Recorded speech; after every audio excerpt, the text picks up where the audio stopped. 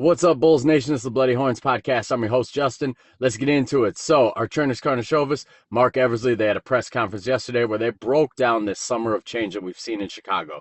And a lot of people liked what they heard because they talked about a youth movement. They talked about how they targeted Josh Giddey. They targeted Jalen Smith, the type of players that they want to bring in here to kind of rebuild this thing. And they made it kind of clear that they're not done yet. But there's a lot of shit that I heard come out of these guys' mouths that gave me pause. A lot of stuff that rubbed me the wrong way. Number one, they blamed the last 3 years on injuries. Now, to be clear, the Bulls, they were fucked over by injuries. Obviously, Lonzo Ball, nobody could have seen that coming.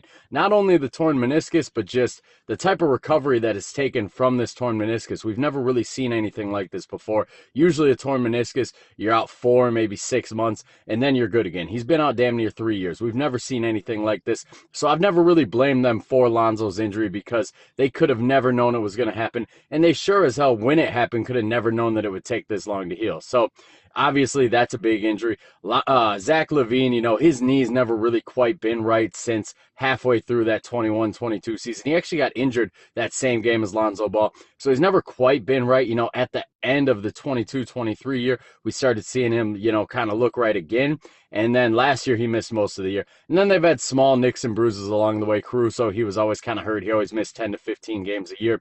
Vooch had some stuff last year. There's been little bumps and bruises along the way. But to blame the incompetency of the last 3 years on injuries, and specifically when they say that, they know damn well that they're talking about Lonzo. You can blame 1 year on Lonzo. You can blame the end of 21-22 on Lonzo's injury. I'll maybe even let you get away with the slow start in 22-23, blaming that on Lonzo's injury, because you would have expected to have him back by then. But to blame the fact that you sat on your asses and didn't do anything to overcome these injuries on the last 3 years, that's unacceptable. You can't do that. That's fucking malpractice. That's ridiculous. So that's dumb as hell. They also talked a lot about how they wanted to give this group a chance to win. You gave them 3 shots, man. You should have known at the end of the last trade deadline that it wasn't going to happen. And then for them to say that they sat on their hands at the last trade deadline because they wanted to give DeMar DeRozan one more chance to make this group work.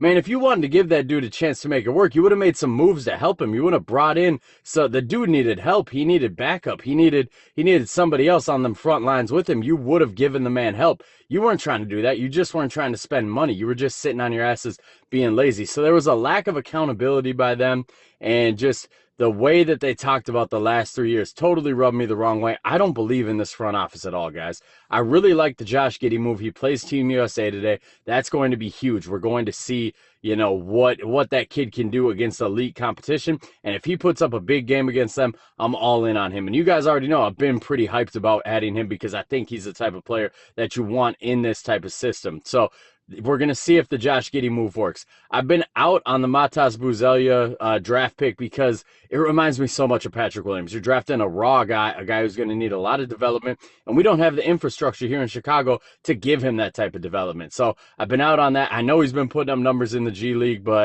or not the G League, the Summer League. But Summer League, guys, Summer League is such a joke. Like, Summer League is a glorified pickup game. I put no value in anything you do in Summer League. Look at the leading scorers in the Summer League the last, 10 years. They're dudes you never heard of. They're dudes who've never done anything in the NBA. So I don't put a lot of value in Summer League performance, and I just think the kid's too raw. I don't think he's NBA ready, and I don't think we have the infrastructure to get him NBA ready. So the way that they talked about these last 3 years, the fact they're still blaming injuries, they didn't take any ownership. They should have said, yeah, we should have realized, once the start of the 22-23 season came around and we realized Lonzo wasn't going to be ready to play anytime soon, we should have pivoted. We should have made some moves. We should have brought in some backup to help out DeMar DeRozan, to help out Zach LaVine. Those are the kind of things we should have heard from them.